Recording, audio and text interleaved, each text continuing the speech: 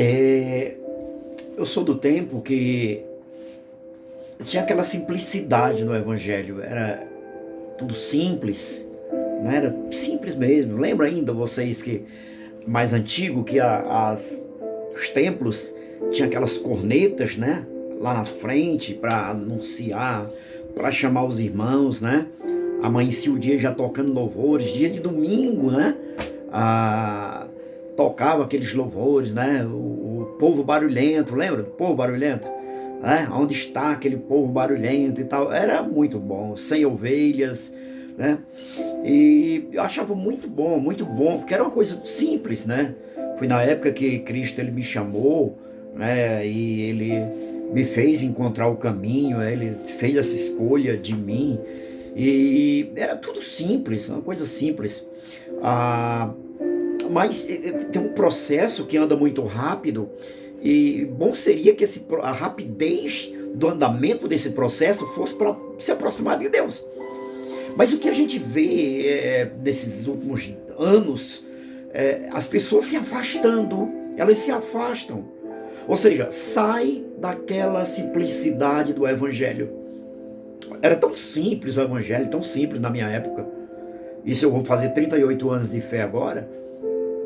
Era muito simples, você ia para o templo adorar a Deus, né? E chegava lá, dobrava os joelhos ali, né? Hoje as pessoas, muitas dizem, né? Não, isso é religiosidade, é costume, e em nome dessas colocações as pessoas foram perdendo aquela simplicidade do Evangelho.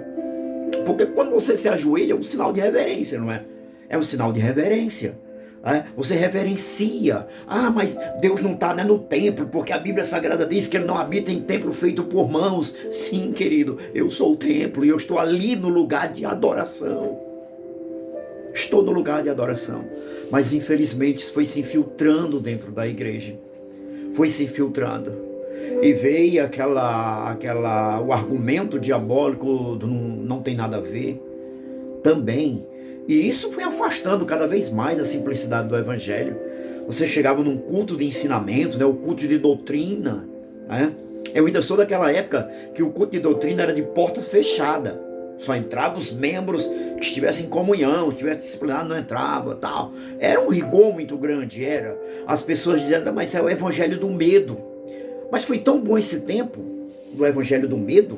Foi bom, sabe por quê? Porque o crente tinha medo de pecar. Ele tinha medo. O crente ele não procurava respaldo na Bíblia Sagrada para pecar. Ele procurava respaldo na Bíblia Sagrada para não pecar.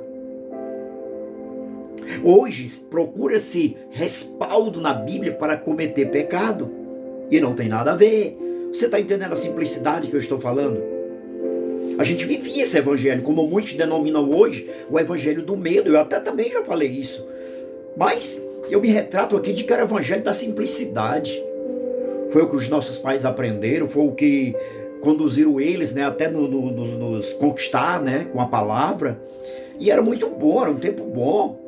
E nos cultos de doutrina, como eu ia falando, a gente chegava cedo, se ajoelhava ali, ficava orando e tal, né? E daí a pouco o pastor chegava, quando o pastor chegava, aí a gente cantava os louvores ali, todo mundo de joelho agora. Aí todo mundo de joelho, era a igreja toda orando. A igreja toda orando, do pastor, só o porteiro que não podia, né? Porque o porteiro tinha que ficar lá atento, né? E depois parava e era a palavra. Era uma hora de oração, uma hora de palavra. Era bom demais, muito bom. Isso fortalecia. Eu creio que isso foi que me fortaleceu. Que Deus me arrancou de onde? Do império das trevas. Ele me arranca do império das trevas, me traz para a sua casa e lá ele começa o processo da transformação. Não é? Então, eu fui arrancado pelo Senhor, estou dentro de um processo de santificação. Sempre eu digo, olha, eu fui professor de hermenêutica e homilética por muitos anos. E como professor de hermenêutica, eu sempre dizia, olha, eu nunca quero me afastar do Evangelho, porque no dia que eu me afastar do Evangelho, eu posso pegar o conhecimento hermenêutico, o conhecimento de interpretação e querer justificar os meus pecados. Então eu não quero. Nunca vou me afastar.